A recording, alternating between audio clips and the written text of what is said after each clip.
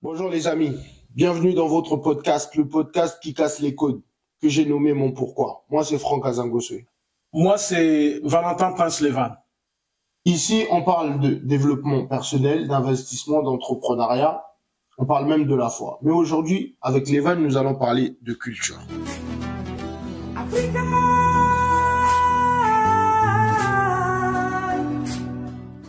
Bienvenue Levan. Merci pour ton accueil et pour ce privilège. Est-ce que tu peux te présenter s'il te plaît pour les personnes qui vont te découvrir dans le podcast? Alors, je suis créateur de contenu Oui. sur les réseaux sociaux. Je suis détenteur d'un master en socio-économique Bien. et j'étais un ancien président d'une cité universitaire française, la Roberceau, notamment à l'université de Strasbourg, où j'ai fait mes études parce que j'étais venu en France pour parfaire mon parcours étudiantin. Alors, actuellement, je suis aussi collaborateur d'un festival qui n'est pas moindre, un festival multiculturel, Black Micmac, qui se déroule au Canada.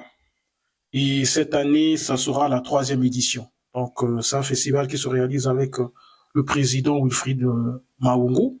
Et je suis aussi le directeur adjoint du groupe Renaissance africaine, dirigé par le PDG Exaucé Elves Ngaba.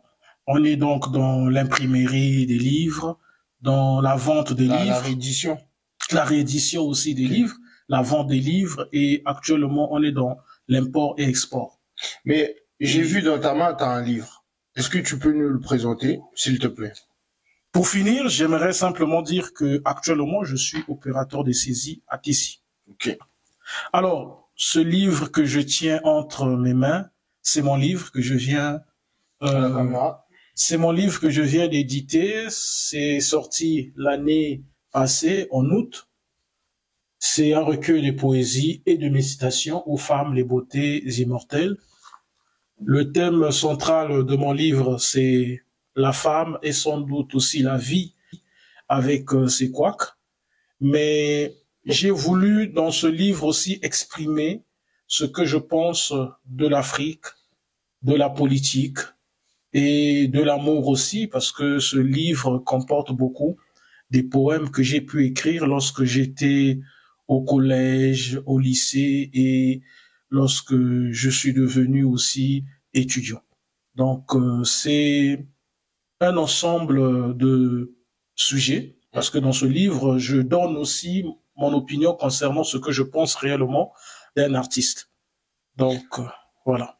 C'est quoi le rôle de la femme pour toi? Est-ce que c'est toujours dans la cuisine? Je pense que le rôle de la femme de nos jours a beaucoup évolué, parce que hier, on avait des parents qui pensaient que la femme devrait être laide, qui avait une place agréable à la cuisine, mais aujourd'hui, avec la mondialisation, je pense que la femme est devenue plus que ce qu'on pensait d'elle, c'est-à-dire c'est une battante, sa place n'est plus à la cuisine, c'est quelqu'un qui s'investit à apporter du bonheur, non pas seulement à son frère, à son mari ou à ses copines, mais c'est quelqu'un qui embellit la vie. Sa place n'est plus à la cuisine. Il faut qu'on puisse lutter contre de telles... Oui, je suis d'accord. Moi, je n'ai que de telles jugeotes qui sont rudimentaires. Moi, j'aime beaucoup la chanson de Corneille, Le bon Dieu est une femme. Est-ce que tu penses que le bon Dieu, c'est une femme?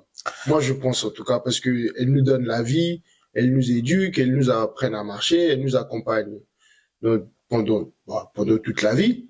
Exact. Est-ce que tu penses que le bon Dieu, c'est une femme? Bon, comme la Bible dit que Dieu a créé l'homme à son image, moi je dirais simplement que elle est l'ange de notre vie, parce que l'homme sans la femme, la vie est compliquée. Et je pense que la femme aussi sans l'homme, la vie est drastique.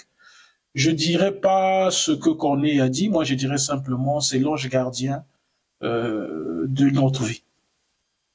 D'accord, on va fermer ce chapitre. Donc, soutenez notre frère, voilà. C'est juste 10 euros, hein. C'est pas cher. Moi-même, déjà, j'avais commencé à le lire, vu que tu m'avais envoyé, mais je veux quand même aussi le commander. Et j'aime bien aussi le design. Ça fait afro les cheveux. Ça Exact. montre, ça reflète vraiment l'image De la femme africaine. Et en plus, pas de maquillage, pas de... La femme Voilà, naturelle. vraiment naturel. Ok. Merci. Bon. Vu que tu es communicant et écrivain, est-ce qu'il y a des gens qui t'ont inspiré dans le journalisme, dans la communication ou encore dans la littérature? Si c'est le cas, ton top 5. Et pourquoi eux? Alors, je vais citer pêle-mêle ces personnes qui m'ont donné de l'inspiration pour faire la communication et sans doute la littérature. Premièrement, c'est Sonny Laptansi. Ok. Sonny Laptansi parce que c'était un grand écrivain et c'est quelqu'un qui a eu de l'impact dans la littérature française. Je crois que beaucoup de Congolais de la République du Congo n'ont pas cette souvenance que il est parmi les premiers africains qui ont chamboulé l'écriture de la littérature française. Et c'est aussi un écrivain qui a son patronyme ici, en France, dans une ville où il a une réelle qui porte donc le nom de Sonny Laptansi. Donc c'est quelqu'un qui a marqué la littérature française et dont les livres restent avant tout inoubliables. Et les 4 autres? Il y a Jacques Séguéla, qui est un communicant très connu ici en France. Il a même participé à l'élaboration de ce slogan qui est devenu très célébrissime, La force tranquille, que François Mitterrand avait utilisé à sa première candidature présidentielle. Okay. Il y a aussi Guy Menga, qui est un écrivain, journaliste et qui a été aussi ce Congolais qui s'est battu pour que nous puissions avoir au Congo une association des écrivains, c'est-à-dire que les écrivains puissent se regrouper, qu'ils ne puissent pas se sentir rejetés par la société. Okay. Il y a eu Victor Hugo, que j'ai eu le courage de citer dans mon livre, qui m'a surtout donné l'envie d'écrire la poésie.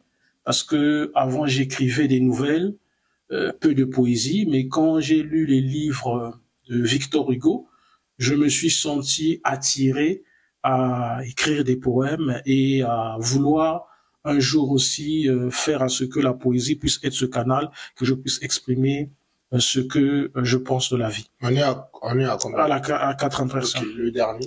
Le dernier, je vais citer Exaucé Elvé Ngaba. Pourquoi je veux le citer? Parce que c'est un jeune homme qui m'a marqué dans sa façon d'écrire et c'est surtout aussi quelqu'un qui, lorsque tu as le temps de lire ce qu'il réussit de pondre, il te donne cette capacité-là de ne pas nier que dans la vie, il ne faut pas perdre espoir. Ses écrits sont beaucoup dans cette optique de propulser les jeunes ou simplement les Congolais à ne pas abandonner. Mais pourquoi les écrivains congolais ne sont pas vraiment honorés comme les autres? C'est comme si les Congolais n'ont vraiment rien fait dans la littérature. Est-ce que c'est un problème vraiment qui est à l'interne du pays ou c'est peut-être un problème de mentalité? Je dirais les deux, parce que il faudrait aujourd'hui ne pas ignorer que au Congo, les gens ne lisent plus comme avant. Donc, parlons déjà de notre pays. Les Brazzavillois n'ont plus le même engouement qu'ils avaient, il y avait Lurette, où on avait les Henri Lopez, paix à son âme, les Tikaya Utonsi, paix à son âme, les Tati Lutar, paix à son âme. Alain Mbankou. Alain Mbankou, à leur époque, hein, parce que Alain Mbankou continue toujours à être au firmament littéraire de la littérature française, ce qui est une bonne chose pour notre pays parce que ils vont à bon escient la brillance culturelle de la République du Congo. Alors, aujourd'hui au Congo, le livre n'a pas vraiment sa place dans le quotidien des Brazzavillois. Donc ça crée déjà une façon, je peux simplement dire, de ne pas donner de la considération aux écrivains. Ok. Et ils ne sont plus beaucoup valorisés à l'extérieur. Pourquoi? Il faut comprendre aussi les écrivains aujourd'hui entre eux. C'est ce que on essaye un peu de couvrir parce qu'aujourd'hui on a une maison d'édition Renaissance africaine. C'est que il y a des couacs qui naissent, c'est-à-dire que l'unité des artistes écrivains n'est plus efficace comme il y a belle lurette. Donc je crois que eux-mêmes d'abord des artistes écrivains doivent se battre à être unitaires et les gouvernants de notre cité doivent aussi mener une lutte de redonner au livre une place impérieuse dans le vécu des Congolais. Parce que il faudrait ne pas oublier, aujourd'hui, on a le ministre Hugues Ngolondele qui dit dans les axes qu'il a établis pour se battre à ce que la jeunesse puisse être valorisée, le temps libre que il a simplement mentionné que les jeunes devraient occuper, il a parlé du livre qui doit avoir une place pondérante. Ouais, c'est très intéressant. Donc, je crois que c'est une idée qu'il faudrait féliciter du ministre de la Jeunesse, mais c'est une idée que le ministre devrait mieux amplifier en rencontrant les écrivains et en faisant en sorte que les écrivains ne puissent pas être délaissés. Bon. Moi, par exemple, pour mon livre, parce que je suis en train d'écrire un livre, Okay. Est-ce que vous pouvez m'éditer?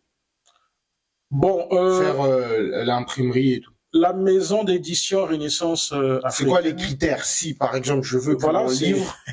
C'est là où je voulais simplement arriver. Okay. Les critères, on a déjà une commission de lecture, okay, comme ça se passe dans une multitude de maisons d'édition, qui va lire et qui va être dans l'acceptation de la thématique évoquée, parce qu'il faudrait ne pas oublier, il y a des maisons d'édition qui ont une sanction de certaines thématiques. Ils ont une ligne à respecter. Donc, on va lire la thématique. Si cette thématique rentre dans la plaisance de nos thématiques, c'est déjà un pas franchi. Et après, le reste, c'est le prix qu'il ne faudrait pas méconnaître. Le livre a un coût. Okay. Donc, faut simplement être dans la respectabilité financière de ce que la maison d'édition Renaissance africaine va te demander. Et après, le reste, c'est le comité d'études et de rélecture qui va faire, c'est-à-dire on va voir les syntaxes, on va voir concrètement la phraseologie, on va voir, parce que le livre, c'est toute une science. Donc, il ne faudrait pas que on puisse mettre sur le marché quelque chose qui va peut-être permettre à ceux qui sont des analystes ou ceux qui critiquent, les critiques littéraires, qui puissent voir plus de failles que de bonnes choses. Donc, on peut l'éditer, ça c'est sûr et certain, mais il faudrait qu'on puisse avoir le manuscrit. Est-ce que tu penses qu'au Congo, les gens sont prêts d'avoir des bibliothèques? Est-ce que tu penses que la jeunesse congolaise va accepter de prendre son temps, partir dans des bibliothèques et de lire? Oui, mais je pense que toute chose émane de la volonté étatique. Okay. Moi, j'étais au Congo, je sais que les bibliothèques sont encore un luxe dans nos quartiers, mais comme j'avais la volonté d'aller lire au Centre culturel français qui a changé de nom, donc je ne voyais pas trop de distance. Moi, je suis du quartier Diata, donc derrière le stade Alphonse Massamba Débat. Les gens peuvent un peu voir la distance que je pouvais parcourir de chez moi jusqu'au Centre culturel français pour aller lire les livres, et comme j'étais aussi abonné là-bas, donc tout émane de la volonté.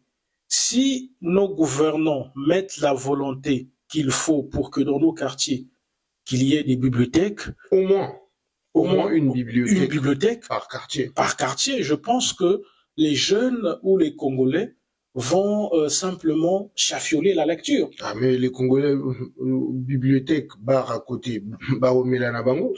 Oui, Mais cette vie-là, c'est le quotidien qu'on a livré aux Congolais. Ici aussi, il y a les bars. Oui. Tu me diras pas que les bars qui sont au Congo ont plus de modernisme qu'ici. Ici, on a parfois des bars qui sont construits d'une manière louable, c'est-à-dire qui respectent parfois les exigences de la modernité urbaine. Ok. Par contre, au Congo, on a des Nganda qui sont parfois loin de cette respectabilité urbaine. Ils appellent ça les caves aussi. Les caves, tu vois, donc c'est... Ou des bars. Ou des bars, ou des bistrots. Ouais. Donc voilà, donc c'est pour dire que c'est le quotidien du Congolais qui n'est pas vraiment chamboulé par les gouvernants. Dès l'instant les gouvernants vont emboîter le pas d'apporter aux Congolais un autre regard de leur passe-temps, je crois que ce peuple va s'adapter.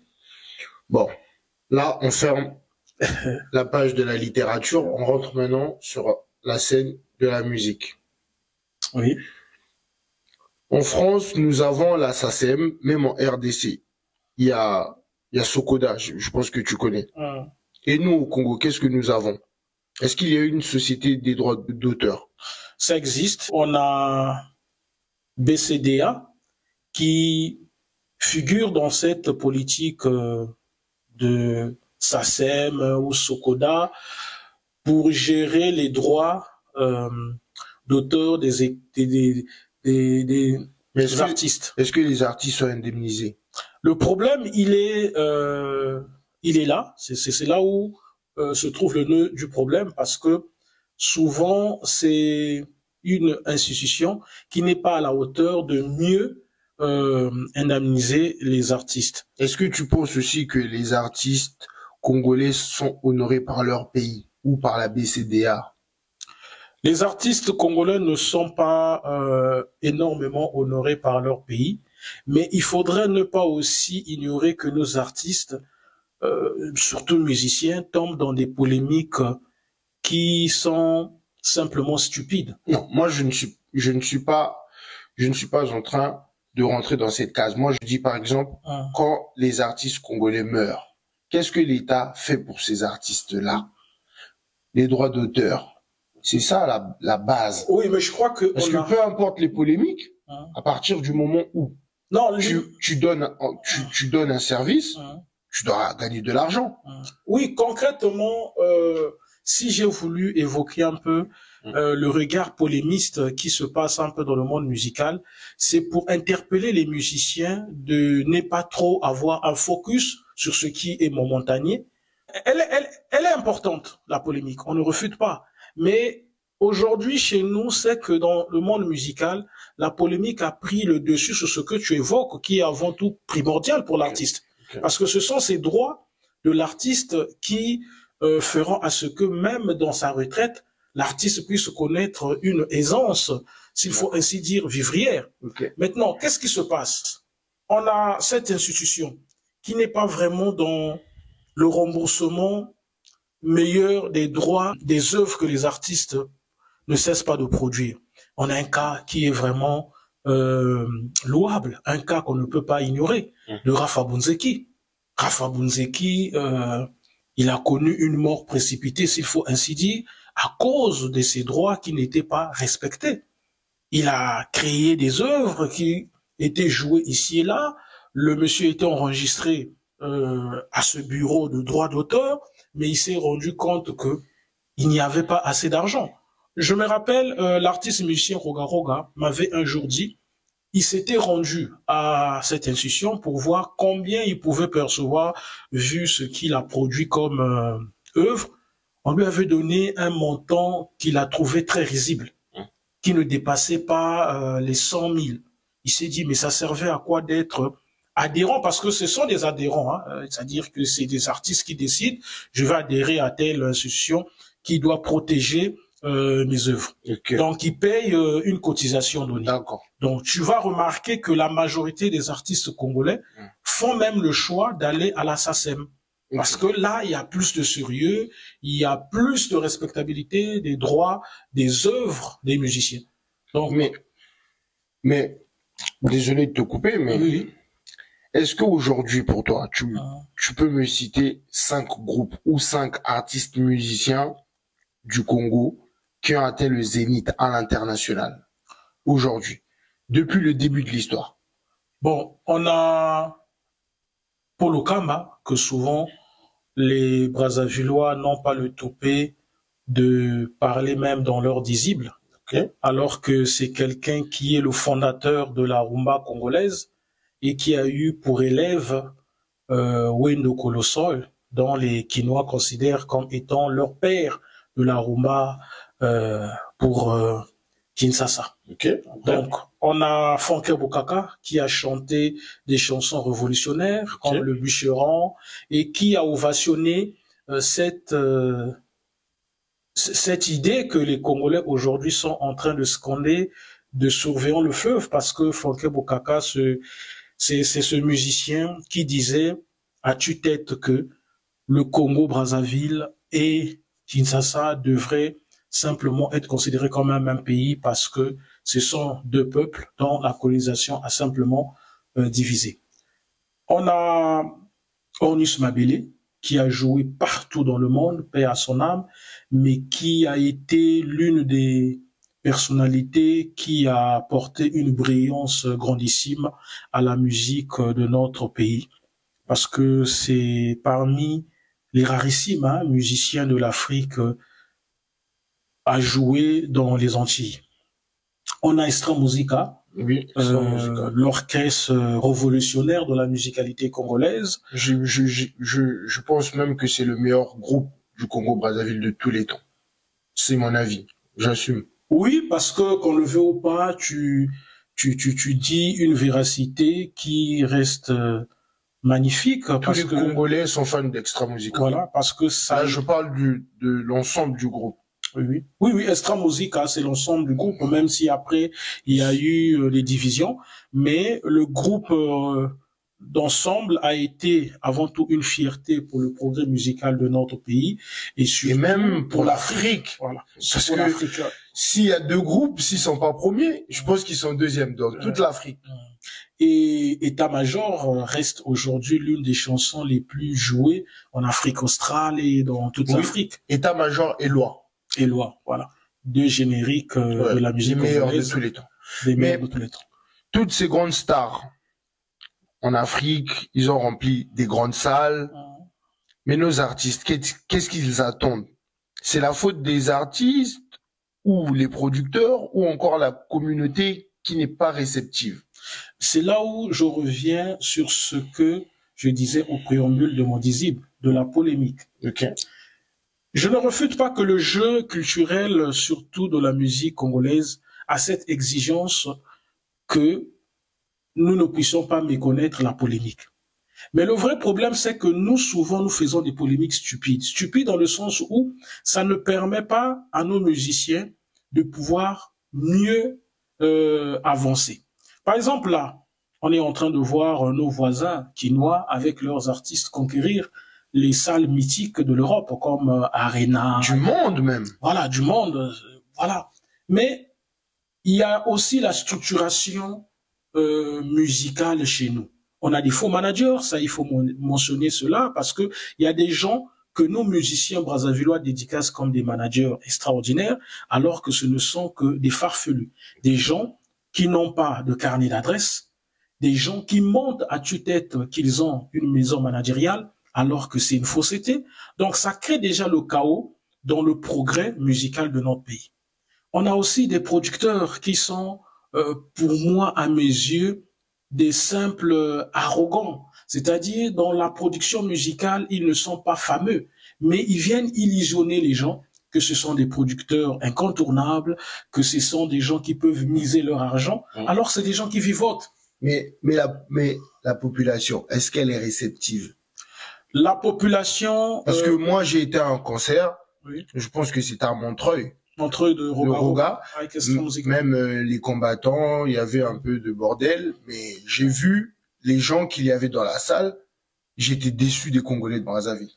C'est ce que je pense qu'on doit simplement mieux marteler aux Congolais de Brazzaville, c'est-à-dire de faire la différence entre l'art et la politique. Le Brazzavillois, dans sa majorité aujourd'hui, est tellement animé par la sassophobie que il n'y a pas une différence même dans l'idéalisme que nous devons avoir. C'est-à-dire, quand un artiste vient faire son concert, c'est d'abord le nom du pays qui est vendu Oui. musicalement, donc culturellement. Ça n'a rien à voir avec les politiciens qui sont critiquables en ce qui consiste à la gestion de notre pays. Oui, mais et puis les gens, ils ont le droit de faire leur choix. Si Exactement. tu veux être ami avec un politicien, c'est ton choix. Si tu veux être ami avec des opposants, c'est ton choix. Exactement. Nous, quand il s'agit du Congo, on doit mettre nous différents de côté. On va soutenir un frère. Exactement. Parce que si on réfléchit ou on essaie de diviser, parce que lui il est avec un tel, lui il est avec un tel, on n'avance pas. Mais même pas diviser. Moi, c'est ce qui m'attriste chez les Brazzavillois, par exemple ce concert de Montreux, c'est les raisons. Les raisons évoquées, c'était des raisons infondées. Les raisons étaient souvent basées politiquement, alors que nous étions dans un monde de la culture. Donc, le public brazzavillois est un public qui est dans la perdition du patriotisme culturel. Le Quinois est patriote. Oui. Malgré tout ce que nous pouvons dire comme chuchotis, le Quinois, c'est quelqu'un, dès l'instant qu'il y a un artiste de la RDC qui va jouer en Europe, ils mettent d'abord de côté leur brouhaha politique. Et ils influencent aussi leurs voisins. Leurs voisins. Même si il peut avoir quelques-uns qui peuvent se lever pour faire la criade politique, mais nombreux ne tombent pas dans ce jeu. Ça crée même une polémique pour démontrer aux autres qui veulent les amener dans le plat d'une faisance politique discutable que ça, c'est la musique. Mais même, on reste dans ce carcan-là de la musique. Même, j'ai vu que pour le stade de Extra Musica, par exemple, à Massamba Débat, ils ont dû attendre un artiste qui vient d'un autre pays pour soutenir leur propre orchestre, tandis qu'ils sont là depuis, voire plus de 30 ans. Parce que moi, j'étais même pas né. Extra Musica existait. Je pense que le concert du stade a nécessité les moyens. C'est ce que je disais aussi, que nous devons avoir des vrais mécènes culturels. Le monde de la culture ou simplement de l'art exige que la sincérité puisse être aussi faite dans les activités que nous posons pour le progrès de l'art. Mais pourquoi les producteurs ils vont mettre de l'argent si le public ne suit pas? Parce que le public a une part de responsabilité aussi pour moi. Oui, mais le public, on le teste. Le public, on l'éduque. Le public, on ne peut pas continuellement sous-estimer le public. Okay. Aujourd'hui, on peut faire un échec en se disant qu'on comptait sur les Brazzavillois, ils ne sont pas venus, mais on relance encore avec d'autres moyens. Okay. Parce que le public, quand je dis on l'éduque, il faudrait que lorsque vous dites vous allez par exemple jouer en Europe, il y a le temps publicitaire à prendre, il y a les sponsors, il y a beaucoup d'enjeux de communication qui rentrent dans le cadrage de faire à ce que le public puisse être informé, qu'il y ait l'engouement, ainsi de suite. Mais ce qui est sûr, ça c'est vrai, les Brazzavillois, ils sont hésitants. Ils sont hésitants. D'accord, on va fermer cette parenthèse.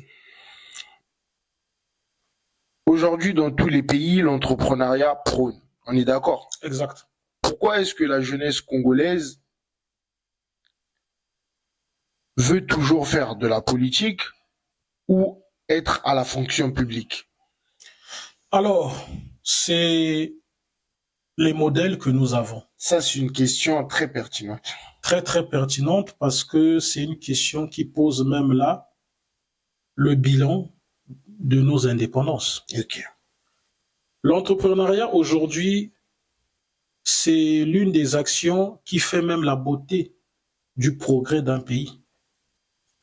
Aujourd'hui, nous vivons dans ces cités que certains considèrent paradisiaques et que d'autres trouvent que c'est des cités où l'éducation même de leurs enfants serait louable qu'en Afrique, mais c'est parce qu'il y a eu des grands entrepreneurs qui ont réfléchi dans l'immobilier, qui ont réfléchi dans pas mal de secteurs économiques. Je pense que chez nous, si les jeunes se disent que la politique serait le canal richissime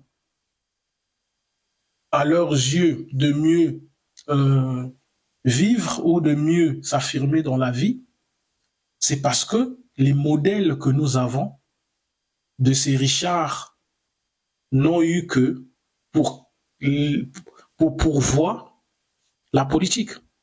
C'est-à-dire, ces jeunes-là ne font que renvoyer à ces soi-disant modèles de récit de notre société ce que eux ils ont sémé. Je crois, si on avait 10 grands entrepreneurs qui n'ont pas eu besoin de la politique pour s'affirmer, ces jeunes auraient emboîté le pas de ne pas trop s'intéresser à la politique. Okay. Comme la présence politique dans notre pays est souvent une présence politique très critiquable parce que nombreux ne font pas la politique et que l'argent est maître dans le monde politique chez nous. Donc les jeunes se disent pourquoi je vais aller me casser la tête à réfléchir comment je vais monter une entreprise sérieusement alors que je peux facilement scander le nom du président de la République et par compassion le président de la République peut me nommer pour voir si je suis dans la capacité. Donc en gros ils choisissent la facilité. Ils choisissent la facilité parce que nombreux de ceux dont nous considérons comme des politiciens ont choisi aussi la politique par ricochet. Ça a été un raccourci à s'enrichir rapidement. Nombreux. Est-ce que tu penses qu'au Congo, il y a des riches, il y a des vrais riches? Au Congo, il n'y a pas beaucoup de vrais riches. Il y en a des riches, des gens. Sans citer les noms, bien sûr. Oui, il y en a. On peut pas dire que tous les riches que nous avons dans notre pays, c'est des gens bizarres ou c'est simplement des gens qui n'ont pas le mérite d'être considérés comme des vrais riches. Il y en a, mais ils ne sont pas nombreux. Ils se comptent au bout des doigts aujourd'hui. Quels sont les atouts de cette jeunesse? Et sinon, quels sont aussi les inconvénients? Les atouts de la jeunesse congolaise de nos jours, je crois que c'est une jeunesse qui est témoin de l'évolution du monde, c'est-à-dire qui est vraiment à l'affût des réseaux sociaux, qui est connecté. Je pense que c'est déjà une chose merveilleuse, mais l'inconvénient, c'est que c'est une jeunesse qui est dans les débats vagues. C'est-à-dire, c'est une jeunesse qui ne maîtrise pas encore son rôle pondérant. C'est une jeunesse qui ne donne pas trop de considération débatique à ce qui devrait être meilleur pour le progrès, ça soit de leur mentalité ou de leur réflexion. C'est-à-dire que c'est une jeunesse qui divague, c'est une jeunesse, même dans la politique, qui n'est pas dans la compréhension de l'idéal politique, qui est souvent dans l'idéal partisan. C'est une jeunesse aujourd'hui qui est devenue très dans la critique sociétale, mais qui refuse aussi d'être dans la mentalité changeante, de faire à ce que notre cité puisse avoir aussi des personnes louables. Donc c'est une jeunesse qui se marque parfois dans un banditisme que je trouve avant tout ignoble. Aujourd'hui, pourquoi les jeunes, aujourd'hui en Afrique, que ce soit au Congo ou ailleurs, aiment bien se nommer PDG ou président, tandis que dans la vraie vie, ce n'est pas le cas? Juste pour les impressions. Parce que le Brazzavillois vit de l'apparence... C'est un truc, c'est culturel, hein, l'Afrique, c'est pas seulement Brazzaville. Hein. En RDC, c'est pareil. Oui, je parle au Gabon, au Cameroun. Je parle de la République du Congo parce que c'est le pays où je suis né. C'est-à-dire que on part toujours d'un exemple tangible pour parler de ce qui est avant tout un débat posé. Parce que tu poses là un débat qui n'est pas moindre. Okay. Donc, quand je vois le Brazzavillois, dans sa majorité, c'est quelqu'un qui vit d'apparence trompeuse. C'est quelqu'un qui est dans l'impressionnisme. Ça se voit ici. Hein. Ce n'est pas seulement le Brazzavillois qui est né sans doute en République du Congo qui est comme ça, mais même les Congolais qui sont nés ici en France, tu as simplement l'impression comme si c'est un villageois, dans le sens où il vit dans l'impressionnisme parce qu'il a vécu avec des parents qui venaient de la République du Congo, qui simplement peut-être par négligence ont pu l'octroyer un tel comportement. Je crois que le vrai problème, c'est qu'on ne connaît pas aussi l'importance des mots. Ça, il faut un jour aussi que nous puissions peut-être faire des émissions de la sorte, expliciter aux gens.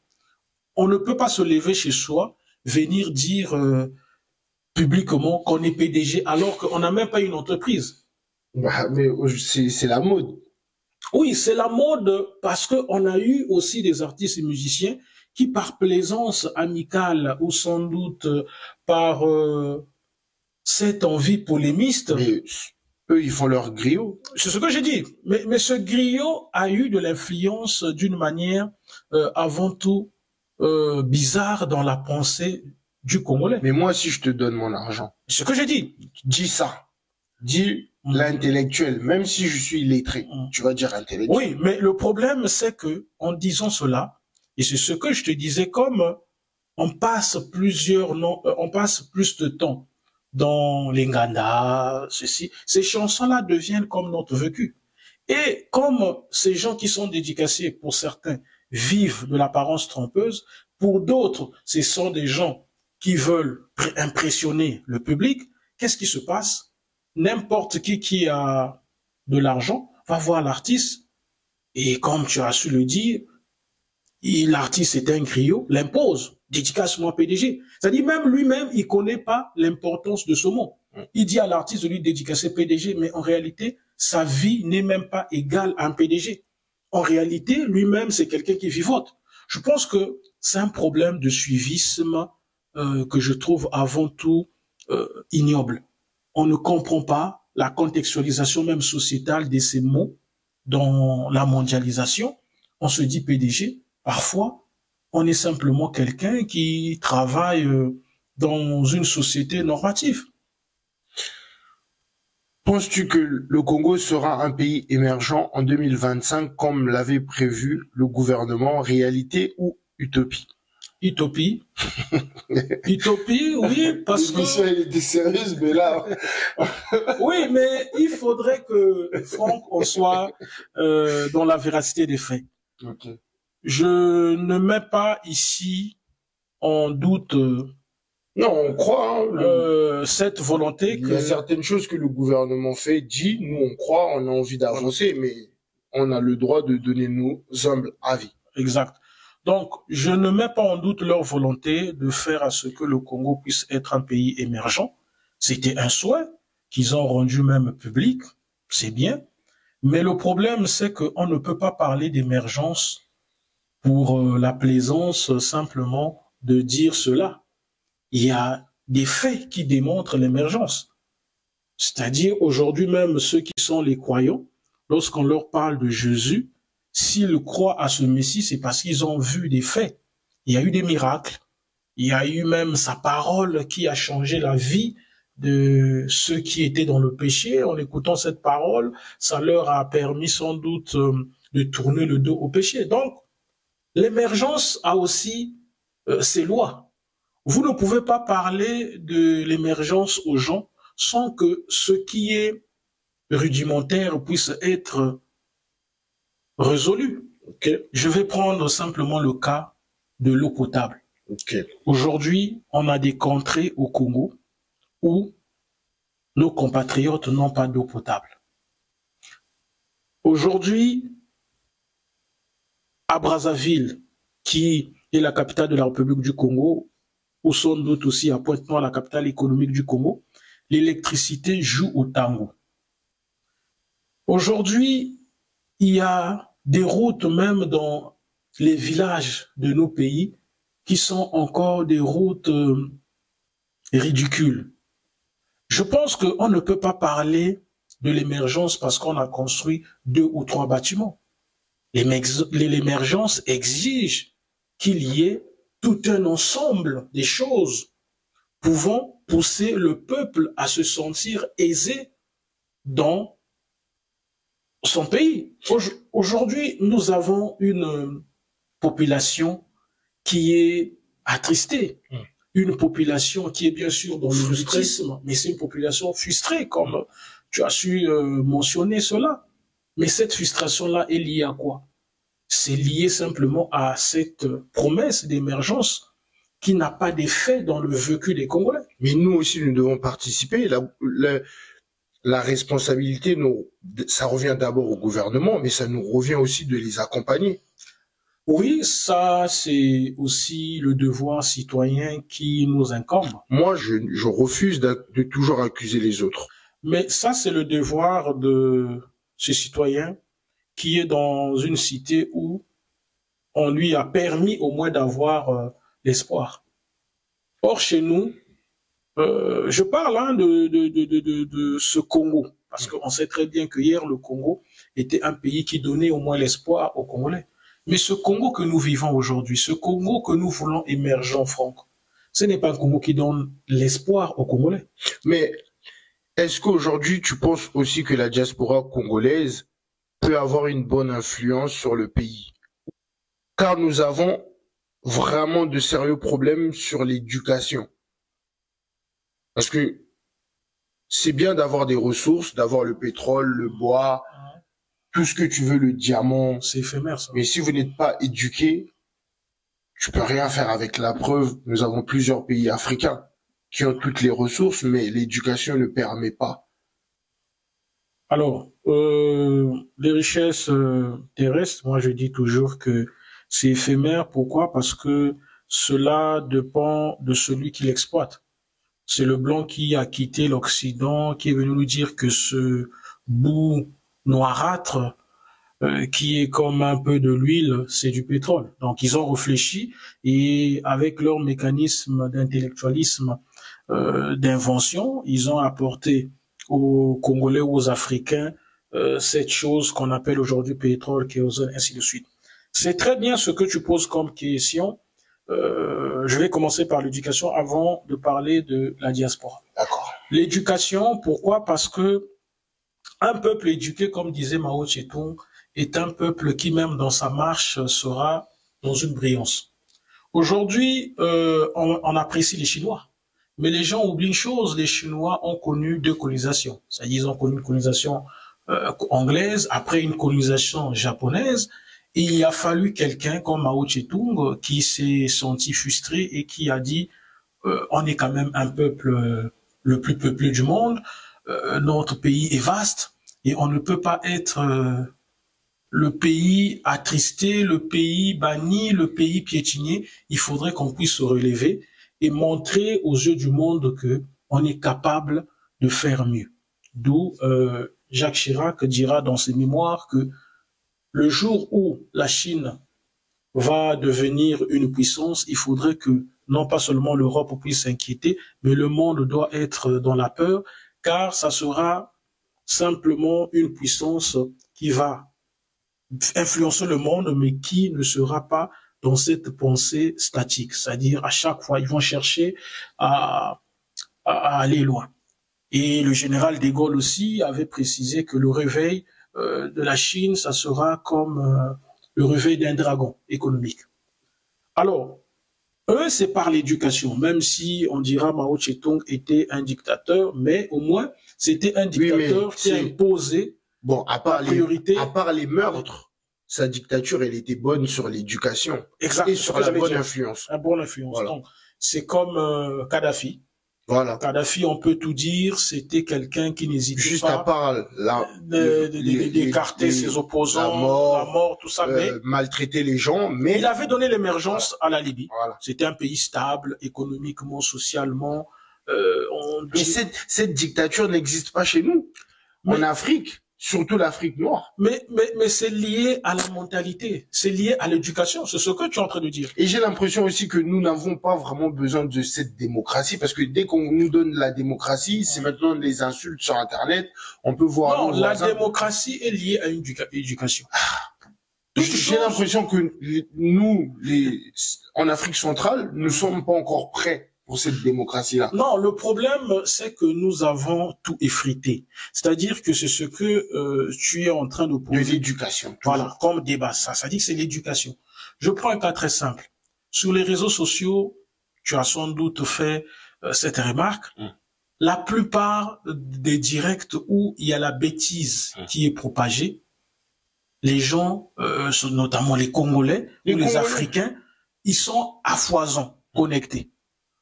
Ça prouve que nous sommes dans cette éducation-là de la banalisation des bêtises. Oui, oui. Je ne refute pas, ici aussi il y a des bêtises qui se réalisent. Mais chez nous, tu remarqueras sur les réseaux sociaux, quand quelqu'un veut même avoir une célébrité virtuelle, il lui suffit simplement de faire des bêtises. Okay. Tu verras, les gens vont emboîter le pas de faire un buzz sur lui. Et on n'hésite même pas de partager des fois des nudes. Donc, tout ce qui est babiole sur les réseaux sociaux devient ce que on a un penchant. Ça émane de l'éducation. Parce que qu'on le veut ou pas, ici, moi j'ai eu cette chance de fréquenter en France, mais il y a certaines choses, quand j'étais président de l'université universitaire, tu causes avec tes collègues étudiants, ils vont simplement te dire que nous, on n'a pas besoin de ces bêtises. Nous, on n'a pas besoin que tu nous parles de ce qui se passe de néfaste en Afrique.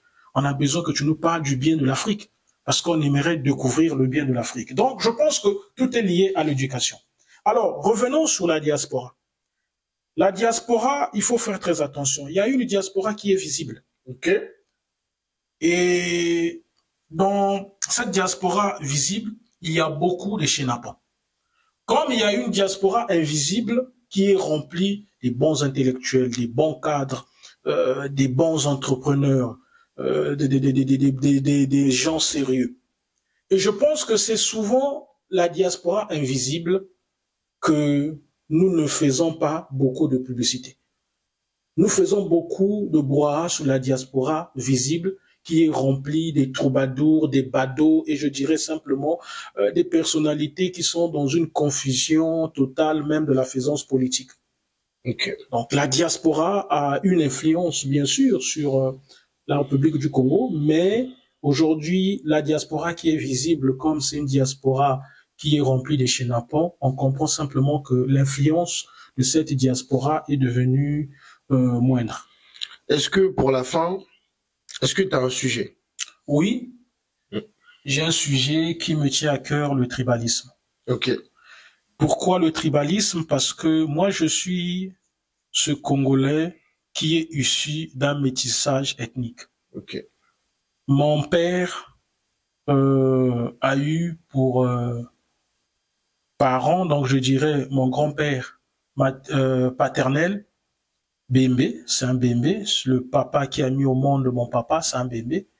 Ma grand-mère paternelle, donc la maman qui a mis au monde mon père, est Téké. Du côté de ma mère, mon grand-père maternel est Congo, de Boko.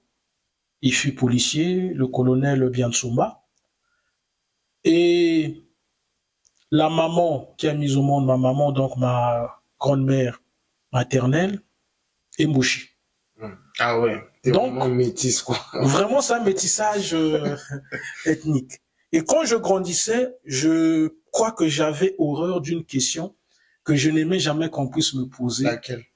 Tu viens d'où? Tu es de quelle ethnie? Pour moi, je me disais que être congolais, ça me suffit. D'accord. C'était ma plus belle richesse de dire à mon frère, à ma sœur, je suis congolais. Bien sûr, l'ethnie rentre dans le destin ou simplement l'histoire de la personne, mais comme nous sommes dans une société tribale, il faut qu'on puisse le dire à tue-tête. Je crois que la meilleure chose à faire, c'est de prôner notre nationalité.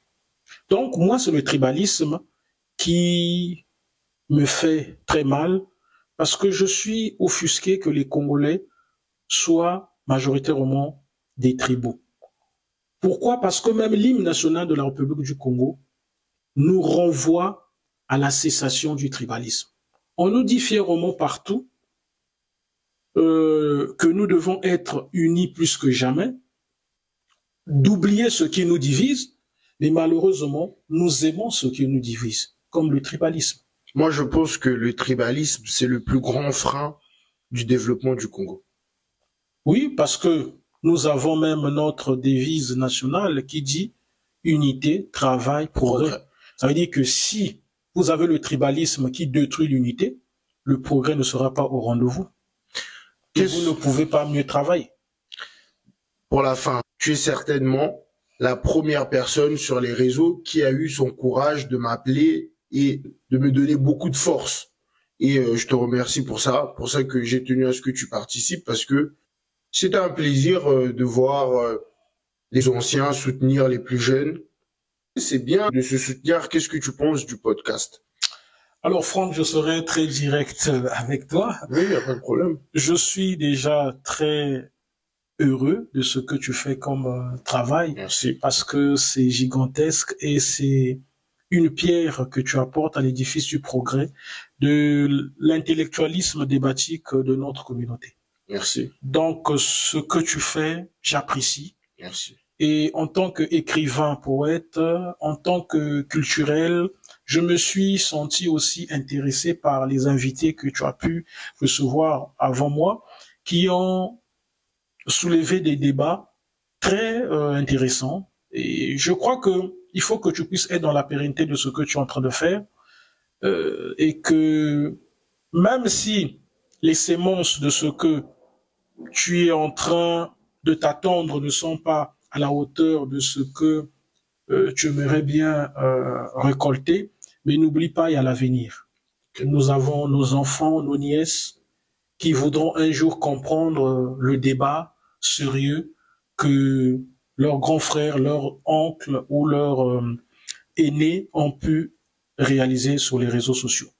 Et je crois que tu participes énormément à ce côté normatif des réseaux sociaux, parce qu'il y a un côté anormatif des réseaux sociaux que les gens s'affiolent énormément, mais aujourd'hui tu fais partie de ce côté normatif des réseaux sociaux et je ne peux que te faire les hurrahs. Et à chaque fois que tu auras besoin, que ça soit d'un soutien fraternel, si je peux, je ne peux que réaliser cela. Vraiment, merci félicitations. Beaucoup. Merci beaucoup. Donc, à la prochaine. À la prochaine. Et merci. Au revoir à tous. Africa.